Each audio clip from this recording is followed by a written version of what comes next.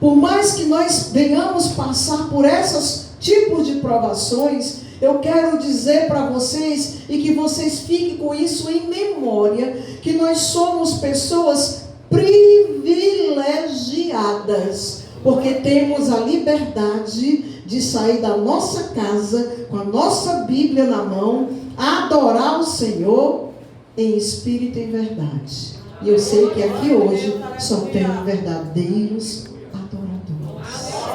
Glória a Deus. Vamos ficar em pé, levantar nossa voz em oração, queridos.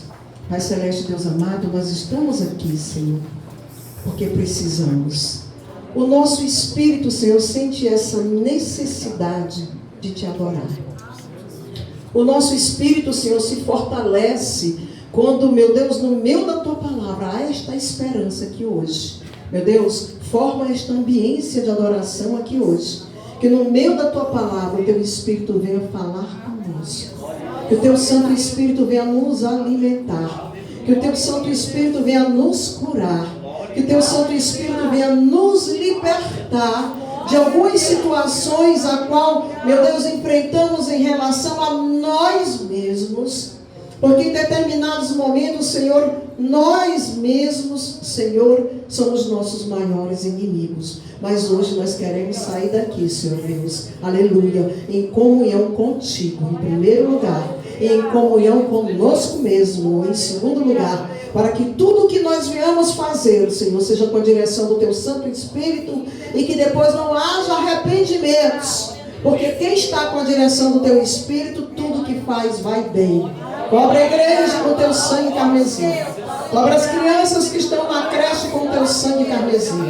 Cobre toda a diaconia, aleluia, todos os obreiros, porteiros, pastores, pastoras, intercessoras, membros, visitantes. Cobre-os com teu sangue carmesim. Visita, meu Deus, o coração de cada um. Visita o lar de cada um. Visita os sonhos de cada um. Que sejam sonhos dirigidos pelo teu Espírito.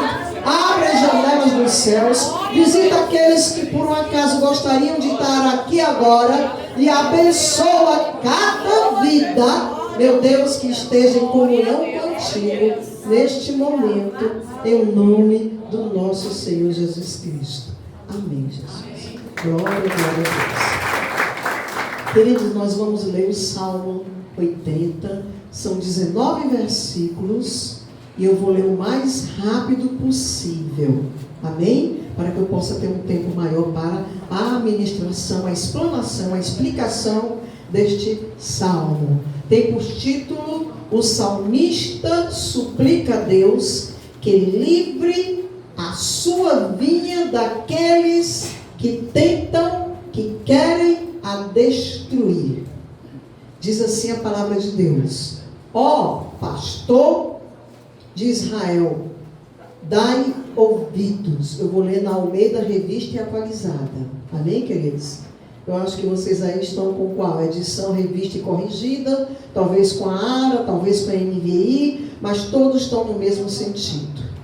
Dá ouvidos, ó pastor de Israel, tu que conduzes a José como rebanho. Você vai entender o que ele quer dizer. Isso aqui é poesia, viu, igreja?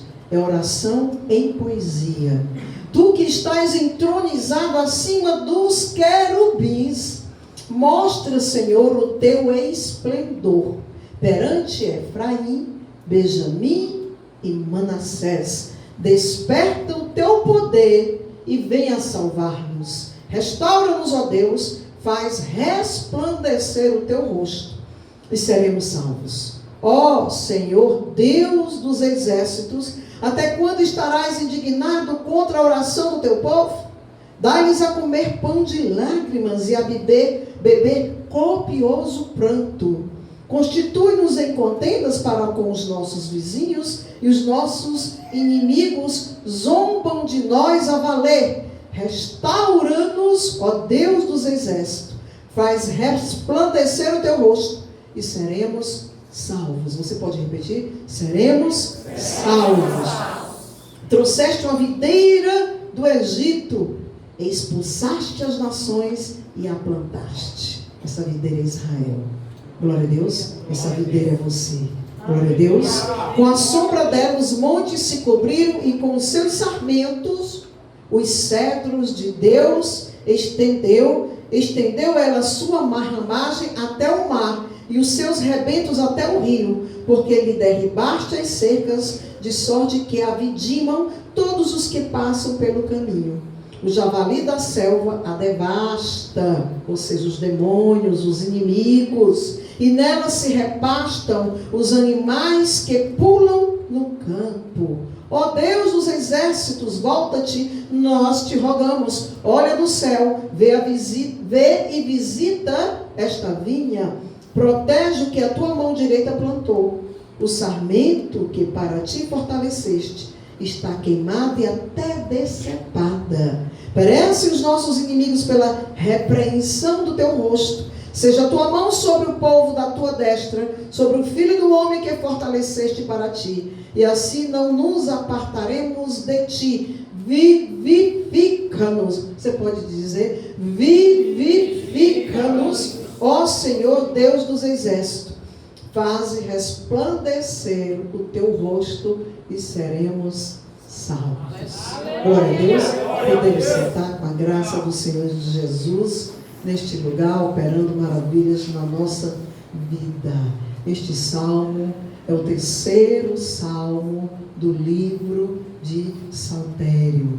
O livro de Salmos é um livro de poemas, é uma coletânea de poemas. Para você entender os livros do Antigo Testamento, você teria que entender também, buscar entender um pouco de poesia e os assuntos, as palavras que são figuras relacionadas àquela época e àquela situação. O livro não foi escrito apenas por um autor. Nós temos vários autores. Temos Davi, Asaf, filhos de Coré, Salomão, até Moisés. Glória a Deus. Este livro e aquele Salmo 116 que eu li e falei, explanei semana passada, né, foi a situação que o rei Ezequias passou. Foi um salmo escrito, foi uma poesia escrita pelo rei Ezequias, né? Então é muito interessante a gente saber, né, qual é o significado. Para que a gente precisa saber, igreja? Para quando a gente for ler um salmo, para quando a gente for orar a palavra de Deus, a gente ter um entendimento, uma compreensão maior, o significado daquilo, se está baseado em cima daquela situação que por coincidência, talvez nós estejamos passando por ela. Glória a Deus. Então é muito interessante, se você está passando uma situação parecida, que é o que as igrejas estão passando, é interessante que leiam este salmo como súplica, como clamor e como oração. Do Salmo 1 até o Salmo 41, temos o primeiro livro escrito por Davi. O segundo livro está do Salmo 42 até o 72, que tem vários autores. O terceiro livro, que é o menor deles, vai do Salmo 73 até o 89. Depois temos o quarto livro, começando com o Salmo 90 e indo até o Salmo 106. E por último, o quinto livro, que começa do Salmo 107 e vai até o Salmo 150. Este daqui está fazendo parte do terceiro livro. Desses 5 livros, esse é o terceiro. Glória a Deus. Este é o Salmo de Asaf. O contexto deste salmo é o quê? É a invasão e a tomada da cidade de Samaria. Este salmo está relacionado a isso. Com a morte do rei Salomão, o pastor Tiago já falou isso aqui várias vezes. Em 931 a.C., tínhamos um único reino, que era o reino de Israel, governado por um único rei. Esse era o período da monarquia. Era governado por Salomão, né? Durou 120 anos com Saul, Davi e Salomão. Com a morte do rei Salomão, o reino se dividiu. Salomão possuía um reino muito rico, muito pomposo, muito esplendoroso, mas quem pagava a conta dessa grandiosidade, deste luxo, era o povo. Era o povo. E sempre é assim. Quem paga a conta é o povo. Quando Salomão morreu, o povo reivindicou o filho dele que assumiu no lugar dele, Roboão, que aliviasse os impostos, porque o povo não aguentava mais. O seu filho não atendeu o clamor do povo. E isso provocou uma espécie de rebelião. Então, das 12 tribos, 10 seguiram a liderança cismática de Jeroboão, porque foi dividido, formando outro reino, conhecido como o Reino do Norte, que é o mesmo reino de Israel. Esse reino teve Samaria como capital e durou apenas 209 anos, ou seja, de 931 até 722 a.C. Nesse período desses 209 anos, tivemos 19 reis pertencentes a 8 dinastias diferentes. É importante destacar isso. No Reino do Sul, que possuía apenas 2 tribos, Benjamim e Judá, não podia existir várias dinastias, porque era necessário que se preservasse a linhagem que iria desembocar no Messias, que viria da tribo de Judá. Amém, queridos? Por isso que não funcionava, a monarquia. Tinha que vir desta linhagem da tribo de Judá. No Reino do Norte, entretanto, tivemos 8 famílias diferentes governando. Chamamos isso de dinastia. Nenhum desses reis andaram com Deus. Nenhum desses reis temeram a Deus, nem levaram o seu reinado na direção de Deus. Apesar de Deus enviar os seus profetas, Amós, Oséias, Joel, enviou Miqueias, enviou vários profetas para falar com aquele povo, e o povo não ouviu a voz de Deus. Então, em 722, o mais poderoso de todos os impérios da época, o Império Assírio, cuja capital era Nínive, a conhecida Nínive de Jonas, quando Jonas rejeitou, cercou Samaria. E aquele povo era cruel. Por que Jonas tinha tanto medo de ir até Nínive? Porque uma das aflições que aqueles homens de guerra, quando eram aprisionados, passavam, eles eram escalpelados vivos. Empenduravam-os em torres de madeira e iam arrancando toda a pele deles, eles vivos. Por isso que Jonas tinha tanto medo e odiava tanto aquele povo.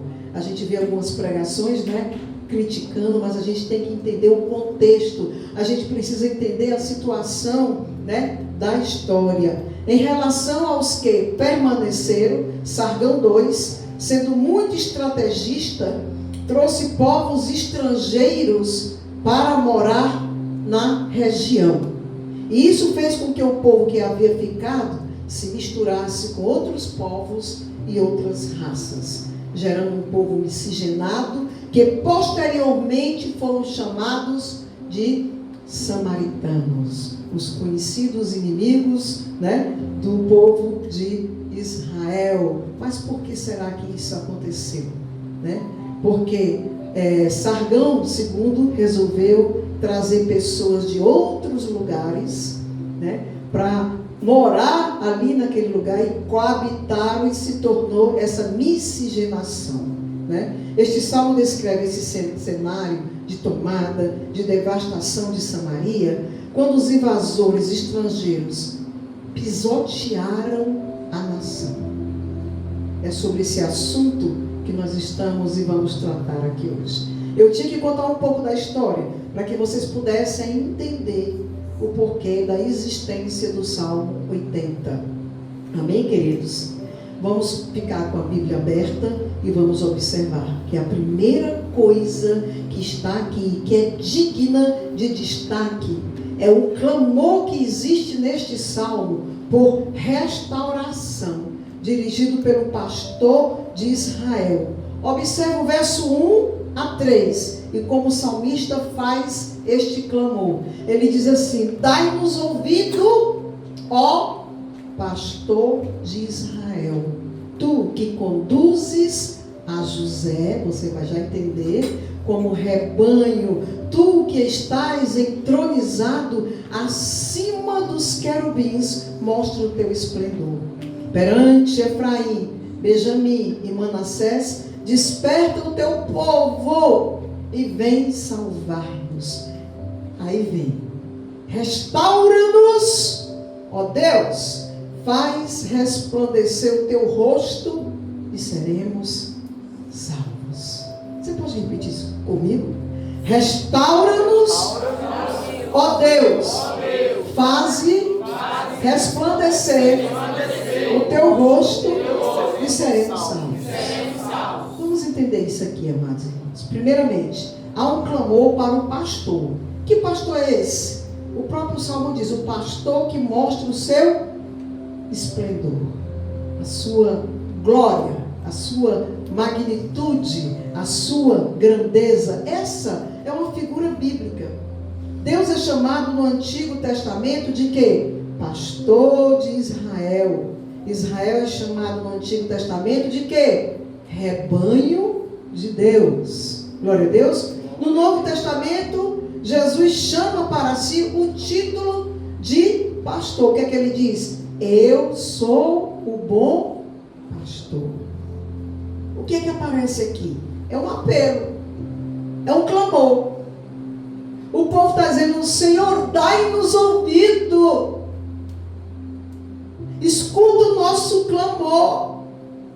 A Bíblia diz que o pecado faz a separação entre nós e Deus. O pecado conduz à realidade de um povo que clama, mas que Deus não escuta. Um povo que clama, mas Deus não ouve. O povo está aqui em um momento muito crítico, pedindo: dai-nos ouvido, preste atenção, pastor de Israel.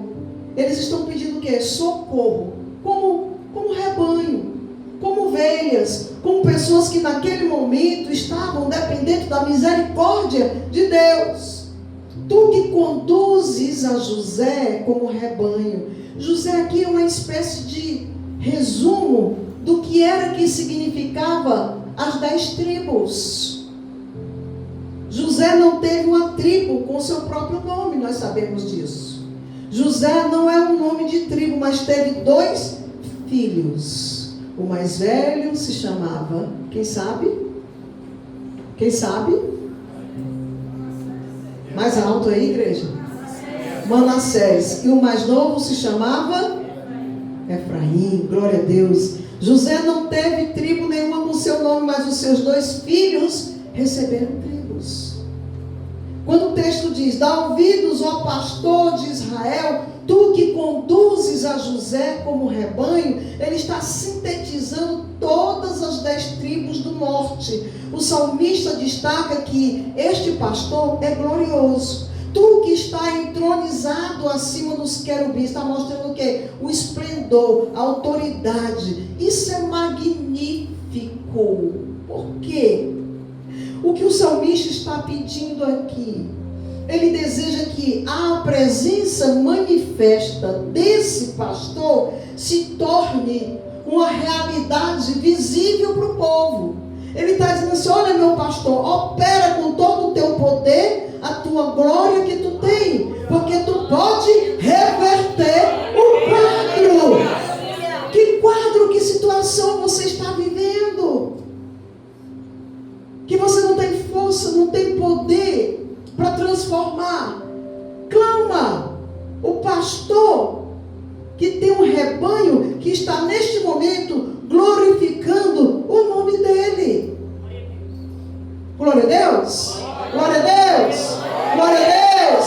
Sai do meio, inimigo! Essa igreja pertence a um Deus poderoso que reverte o quadro. Ele exige que a presença desse Deus traga autoridade, traga poder e reverta o quadro. Quando o povo de Deus se enfraquece, quando não possui percepção da presença de Deus, não possui a percepção da presença de Deus. Tem gente dormindo aqui, tem gente que foi pro Fortal. Tem gente dormindo aqui, viu? Literalmente dormindo. Quando observamos o Antigo Testamento e a presença de Deus, precisamos distinguir o quê? A onipresença de Deus da sua presença manifesta. Onde é que está Deus? Onde é que está Deus? Deus está em toda parte. Aleluia. Diga aí, Deus está em toda parte. Deus está em toda parte. À luz do Salmo 139, diz que não existe um lugar tão alto que Deus, onde Deus não esteja. Não existe lugar tão profundo onde Deus não esteja. Ele está em toda parte. Porém, você pode dizer comigo? Porém, Deus não está em todos os lugares com a sua presença manifesta. Ele está em todo lugar, mas Ele manifesta a presença dEle no lugar onde você está, aleluia, sendo a presença de Deus diante do altar do Senhor. Quando você se derrama diante da glória de Deus, quando você reconhece que é ramo dependente desta videira verdadeira. Porém, Deus não se manifesta se não houver esse vínculo de comunhão, esse vínculo de adoração. Quando Deus se manifesta, surge a declaração: quão tremendo é este lugar! É a casa de Deus e a porta para os céus. Isso é muito forte. Você quer se lembrar aqui de um exemplo de um lugar que foi a casa de Deus e a porta para os céus? Quando Jacó lutou com o anjo, na realidade era o Deus. Aquela escada está representando o quê? Um portal, uma porta para o céu, aonde Deus desce, sobe, sobe e desce, quando a glória dele é manifesta, quando ele quer manifestar a sua glória na vida dos seus escolhidos. E Deus se manifesta na nossa vida não para nos deixarmos do mesmo jeito. Deus se manifesta para trazer transformação, que foi o que ele fez com Jacó, já bem avançado de idade, que antes era um enganador. Glória a Deus. E passou a ser uma nação do Deus vivo. Diga aí para o seu irmão: você é representante de Deus aqui na terra. Você tem autoridade, você tem poder. Você receba aqui hoje a direção desse Espírito. Leve com você essa unção aonde você pisar, começando pelo teu lar, pela tua casa, pela tua família, pelo teu ser. Vai se manifestar a glória de Deus que está sendo liberada, porque Deus está manifestando neste lugar. Deus está dando livramento. Deus está quebrando maldição. Deus está desmanchando obra de feitiçaria. Deus está colocando bonecos de voodoo por terra. Deus é fiel.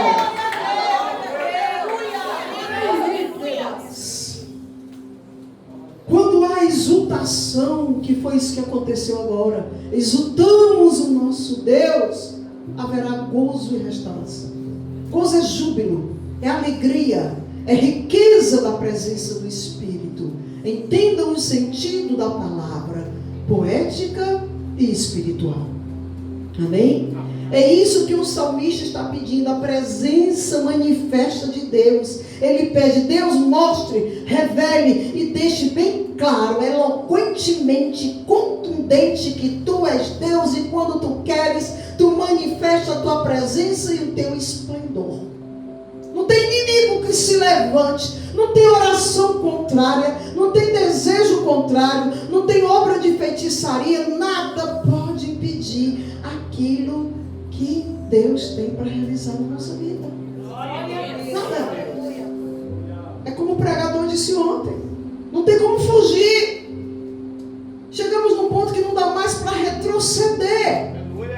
Não tem como recuar, porque já chegamos num ponto que já sabemos e conhecemos demais, e cada um de nós tivemos as nossas próprias experiências.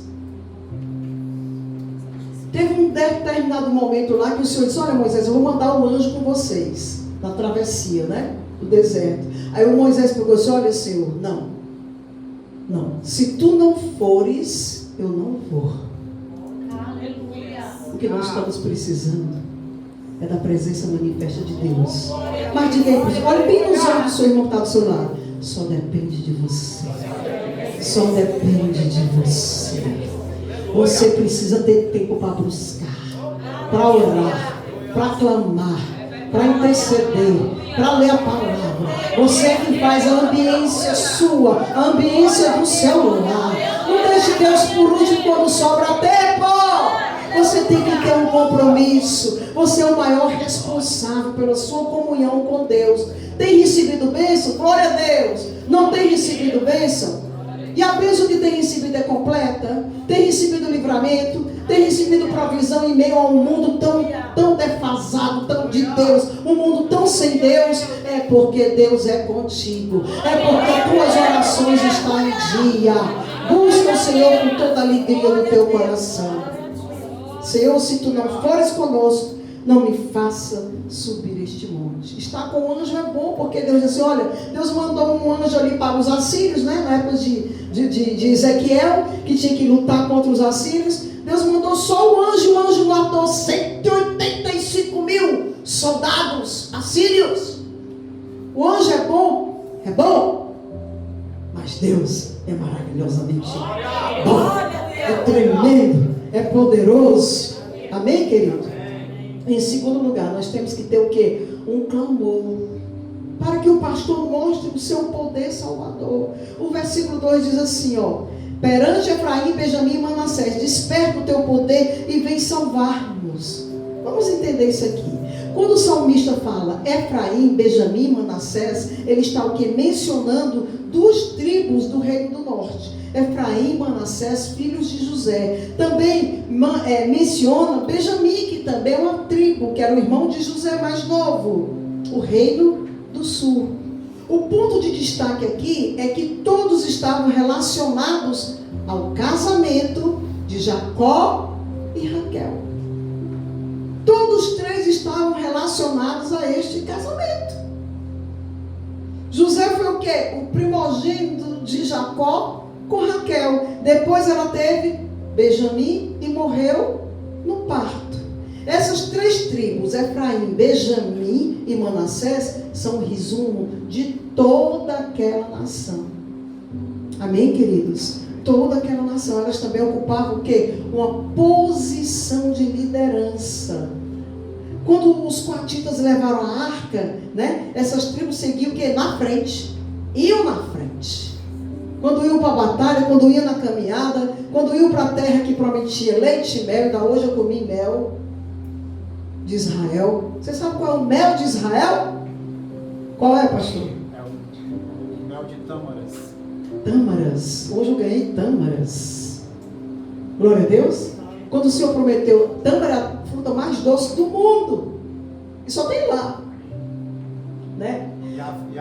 E a planta que dá ela demora quase 100 anos para começar a dar. Mais de 100 anos para começar a dar, exatamente. O pedido do povo é para que Deus desperte o seu povo e venha salvá-lo. Porque o povo está... Gente, o povo está perdido. Tem muita gente que está vindo para a igreja e está ocupando o banco, mas está desencontrado. Está desconectado. Acha que o fato de sair de casa e vir para a casa do Senhor é o suficiente e cumpriu com a sua obrigação. Não é um trabalho, não está marcando um ponto. Tem que estar com o coração voltado para adorar a Deus, porque o Espírito de Deus que está entregando esta palavra, que eu e você você estávamos precisando ouvir aqui hoje, Ele está esquadrinhando a tua mente e o teu coração. Se você não tiver um vínculo com Deus e ligado na palavra, quando sair daquele portão, você vai esquecer tudo que você ouviu aqui. Isso aqui é espiritual. Não é um evento, não é uma ocasião. É uma adoração verdadeira, é algo muito sério. Jesus te ama, igreja. Jesus é contigo, igreja, é comigo, igreja. Feliz daquele que colocou seus pés aqui nesta tarde, nesta noite. Louvado seja Deus. O pedido daquele povo era para que Deus desperte o seu poder e venha salvar. Por quê? Porque o contexto é de uma cidade tomada, devastada, assolada, humilhada. E isso está acontecendo no meio do povo de Deus. Pode se reunir 1 trilhão de pessoas para orar de crente por uma causa e ainda não obter vitória, porque está um povo enfraquecido, uma geração fraca, um povo sem compromisso. Mas pastor, eu não tenho obrigação de orar pela nação. Eu estou falando sem compromisso conosco mesmo, com a nossa família, com aqueles que ainda precisamos conquistar, com aqueles que ainda precisamos ser o diferencial, ser o modelo, ser o exemplo, ser a fortaleza. É essa a responsabilidade. O nosso próximo somos nós e todos aqueles que o Senhor confiou a fazer parte do nosso convívio do dia a dia. Não é a nação inteira, não é o mundo inteiro, mas seja compromissado pelo menos com você e com aqueles que te veem como um cartão de apresentação do céu, como embaixador de Cristo, que faz a diferença e aonde pisa a terra é santa. Quando percebemos que o inimigo está prevalecendo contra o povo de Deus, o que nós devemos fazer? É levantar um clamor, é nos unirmos. Tem que ter unidade, tem que ter amor, tem que ter comunhão, tem que ter respeito, para que o Espírito de Deus opere no meio de todas as boas características que um crente precisa ter e precisa carregar essa bagagem consigo, porque esse é o maior exemplo que nós podemos dar. Devemos clamar pela manifestação do poder de Deus que liberta. Você pode dizer liberta? Liberta. Poder de Deus. Poder de Deus. Manifesta. A tua glória. Na minha vida. Na minha casa. No meu trabalho. Aonde eu colocar meus pés. Manifesta a tua glória. Aleluia. Oh, glória. O versículo 3 diz: restaura-nos, ó Deus, faz resplandecer o teu rosto e seremos salvos. De novo, percebeu aí? Acho que é no versículo 1, versículo 3 e no versículo 19. Isso aí eles estão clamando. Sempre eles repetem a mesma frase. É um estribilho. Isso chama-se estribilho. É aquilo que se repete em cada estrofe. Vai se repetindo. Você canta uma música, tem ali uma estrofe que você sempre repete. Aquela estrofe, geralmente, o que é que acontece? Chama mais atenção. Quando você louva um hino de adoração ao Senhor. Não é isso, irmão? Chama mais atenção quando você está adorando a Deus. Aqui eles estão querendo chamar a atenção de Deus. Senhor, eu estou clamando a Ti. Estamos clamando a Ti, Senhor. Quero chamar a atenção, a Tua atenção. Restaura-nos, ó Deus. Faz resplandecer o Teu rosto e seremos salvos, porque estamos perdidos. Glória a Deus. Glória a Deus. A primeira vez aparece no versículo 3, esse estribilho aqui. Versículo 3: restaura-nos, ó Deus, faz-nos resplandecer o Teu rosto e seremos salvos. Ele aparece novamente lá no versículo 7. Novamente, e a terceira vez aparece no último versículo, que é o versículo 19. O que é que isso significa? Significa que o povo está clamando por restauração. A vida do crente que está com Cristo não pode continuar do mesmo jeito. Nós temos que ser e fazer a diferença. Nós temos que fazer e acontecer com o poder e a unção de Deus. Nós temos que abrir a boca, orar, ou profetizar ali. Ora para outra, Deus abre a tua boca e profetiza. Profetizar e a unção de Deus descer do céu e fazer com que a sua profecia aconteça. É um povo em comunhão com Deus. Louvado seja Deus. Vocês querem que eu deixe a segunda parte para o próximo domingo? Ou concluo agora? Quem quer que conclua? Glória a Deus. A palavra restauração significa colocar de volta no segundo lugar, ou voltar ao seu estado original.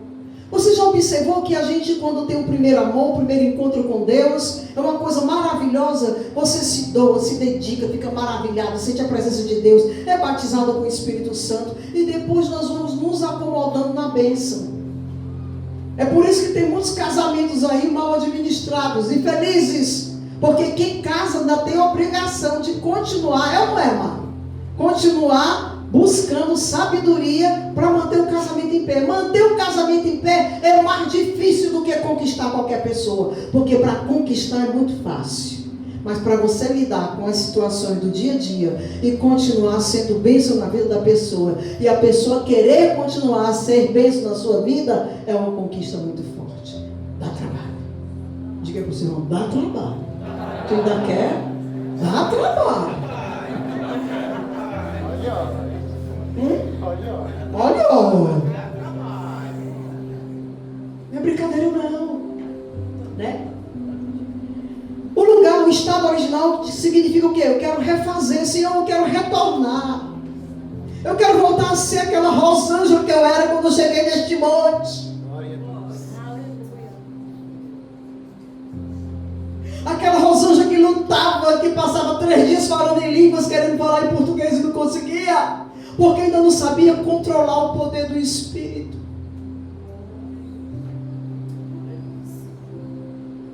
O pregador, ele tem que ter compromisso e a responsabilidade de que quando ele vai ministrar a palavra, que é uma responsabilidade muito grande, porque nós estamos lidando com um povo qualquer, não, é o povo de Deus.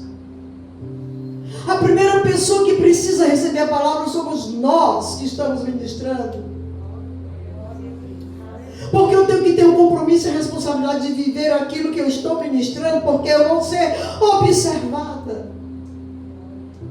Porque em mim foi imputada a responsabilidade maior de procurar cumprir com a minha missão. Porque eu estou do lado de cá, não quero dizer separação, falo de compromisso e responsabilidade. O que é restaurar ao estado original? É se consertar, é trazer de volta a vida, aquela vida com abundância, com alegria. O crente tem tanto crente jururu. Eu passei um dia jururu, porque eu também não estava muito cansada. Mas o crente é para estar dançando, pulando, glorificando, gritando. O crente é para ser feliz. O crente é para ser alegre, porque ele tem Deus na vida dele. O crente que tem convicção da salvação é para ser feliz. Quem quiser que se incomode com a sua alegria.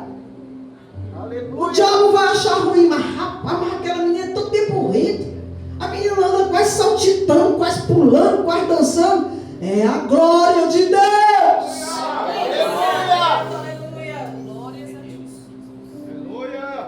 O que é voltar ao estado original? É trazer de volta a existência, a luz, o amor de Deus, reconstruir. As pessoas têm uma tendência, né, irmã, de usar o nome reconstruir, mas não reconstrói coisa nenhuma. É sacrificando o povo e o negócio fica do mesmo jeito. Ou pior.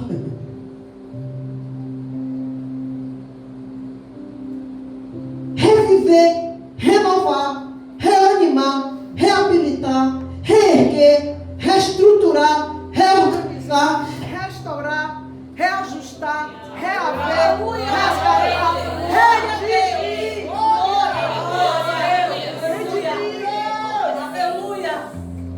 É isso que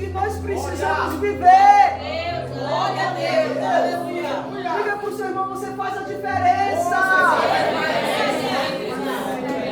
Eita, Deus!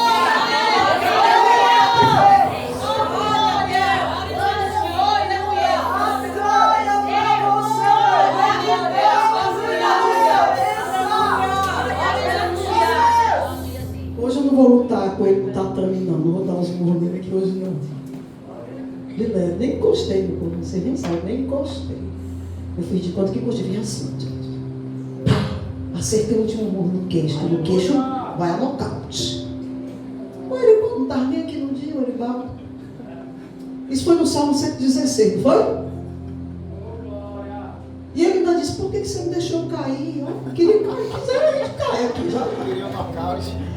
Queria ir nocaute? Eu não ia deixar, porque até os gestos que você faz no altar do Senhor, na hora da administração da palavra, você tem que ter cuidado. Até a palavra que você lê, você tem que ter cuidado de ministrar. Porque você está liberando numa esfera, numa unção espiritual, aquilo que você está querendo que aconteça com a igreja. Eu detesto palavra derrotista. Eu posso até falar da situação derrotada no momento, mas ela vai terminar com vitória. Porque o crente tem que se receber a vitória. Agora observe a humilhação, né? Nós te rogamos a humildade, a atitude de reconhecer a nossa necessidade de igreja. Às vezes a gente sabe que a pessoa está precisando, mas a pessoa não quer reconhecer, não quer procurar oração, não quer procurar ajuda. Gente, nós precisamos uns dos outros. Nós precisamos entender que precisamos agradecer a Deus todas as benécias que nós já recebemos um dia, porque esta é a única forma, a gratidão é a maneira de que seja liberada mais bênçãos para a nossa vida. Aleluia. E a atitude de quem reconhece a necessidade, sabe de quem é? É de quem é de Deus. Diga para o seu irmão, você é de Deus. Meu filho, você é de Deus. Igreja, nós somos de Deus. De onde é que ele olha? Deus olha do céu, Deus está lá em cima. Diga para o seu irmão, Deus está no controle. Prega essa palavra comigo. Deus está no controle da minha vida, da tua vida, da nossa vida, desta igreja. Deus está acima, Deus é supremo, Deus é soberano, Ele possui o controle de tudo. Aí o povo vai e diz, volta-te, Senhor, olha aí do céu e vê a nossa situação. A miséria que nós estamos, nosso inimigo, Senhor. Nós somos uma vinha plantada por Ti, Senhor. Tu tirou todos os outros povos das outras nações. E Tu nos plantou na terra que manda leite e mel. Ser conosco, Senhor. Nos tantos eles não ouviram os profetas, mas na hora da peia buscaram a Deus. E não é assim não. Me diga se os crentes também não são assim. Me diga se nós também não nos acomodamos. Nós nos acomodamos. É tanta gente bonita aqui hoje. Aqui já tem gente bonita aqui nessa igreja. Ainda hoje nós falamos sobre isso, não foi? As mulheres aqui não envelhecem e ficam cada vez mais bonitas. Não vamos falar dos homens não, os homens quiserem falar. As mulheres não envelhecem e ficam cada vez mais bonitas. Isso aqui é uma unção, Bibi. Bibi é uma unção, Bibi. Tu tem vergonha de se levantar, Bibi? Se levanta aí. Deixa na minha vez, eu me vingo. Olha pra mim, Bibi, olha. Debaixo do sangue de Jesus, dá uma salva de palmas aí pra Bibi. Só tem mulher bonita. Miss, te levanta aí, Miss. Bora. Te levanta aí, depois a gente corta aí, né? Olha aí pra igreja. Dá glória a Deus aí. Oi? Agora eu me sei. Agora eu vou me esconder. Eu sou a mais nova de todas. Levanta, Silvio, agora. Hã? Silvio, te levanta aí, Silvio. Bora, Silvio, te levanta aí, Silvio. Não, mas você é macho. Você é macho. Pronto, olha pra igreja, olha pra igreja. Faça o sinalzinho. E o Rico Luiz, cadê o Rico Luiz?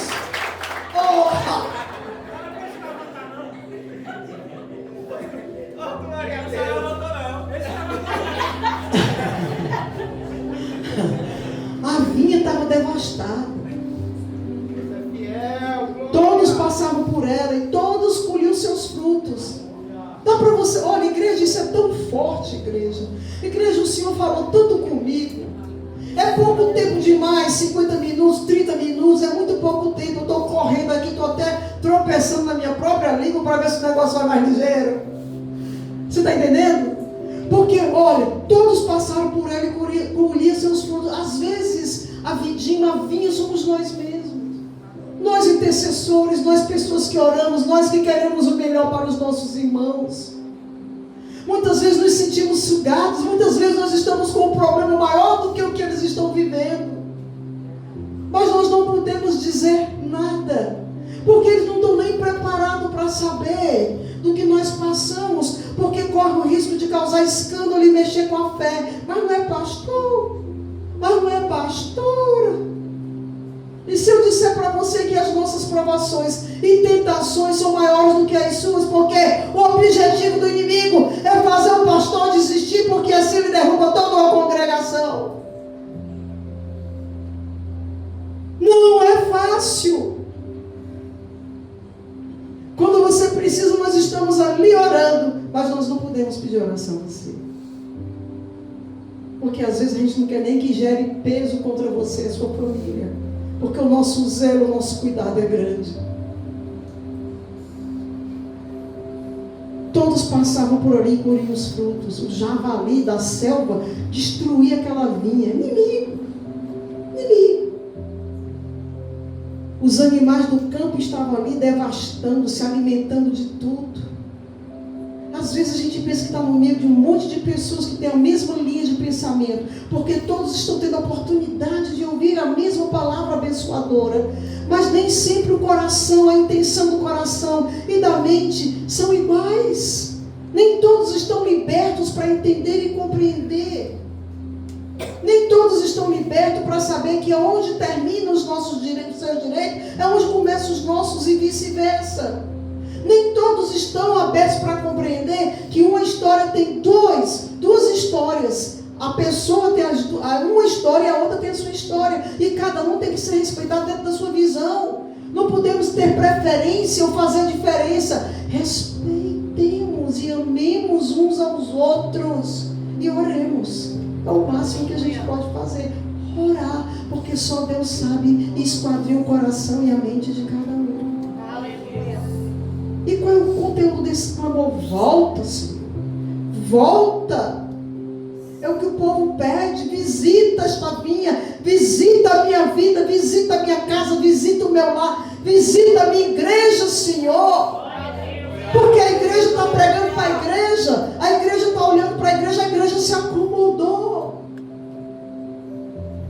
A igreja não faz mais a diferença. A igreja não é mais ousada. A igreja não faz dar bom testemunho lá fora. A igreja se acomodou. Visita, Senhor, esta vinha. Protege com a tua mão aquilo que tu mesmo plantaste. Aí já chega uma hora que não dá para aguentar. Protege o que eu botei no grupo hoje para vocês entenderem. Protege o que a tua mão direita plantou, o sarmento que para ti floresceste. Sabe o que é esse sarmento aqui? Em umas tradições, NVI, é filhos. Em outras, é varas. Sarmento é varas. Mas o sarmento tem algo especial. São aquelas varas que estão em comunhão com a videira, estão sendo alimentadas por ela. Quem é sarmento, quem é vara, que está ligado no Senhor, tudo pede, Deus vai fazer. Aleluia. Quem está ligado em Deus? Quem é fruto aí? Quem está produzindo fruto? Quem é bom fruto? Quem é muito fruto? Quem faz muito fruto? Então Deus está aqui.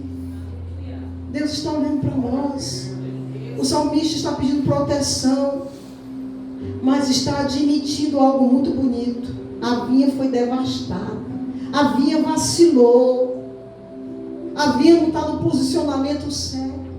A vinha está imatura. A vinha continua menina. A vinha não cresce. Passa um ciclo de prova, de peia, mas não cresce.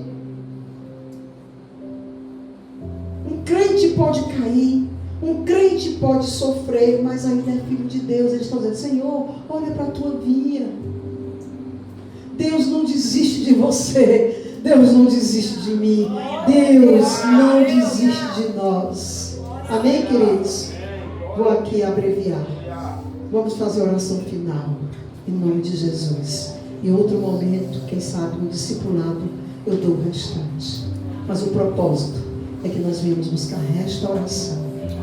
Mas para que nós venhamos sermos restaurados, nós precisamos entender que o nosso Deus, Ele é poderoso para transformar a nossa vida. Mas nós precisamos reconhecer, mediante a palavra de Deus, o ensinamento, onde é que nós precisamos melhorar.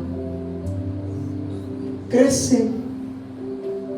Ter uma comunhão maior com Deus, ter um compromisso maior. Não deixar Deus por último. Glória a Deus.